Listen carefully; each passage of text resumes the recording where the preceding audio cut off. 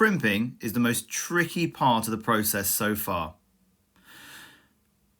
Pull the centre out a little and pinch one side on the left all the way down to the bottom like so.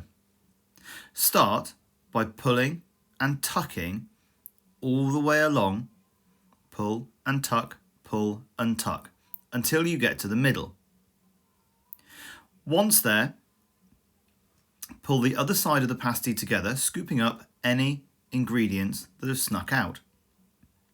Pinch together like on the previous side, and again pinch and tuck under like here to complete the crimp and finish your pasty.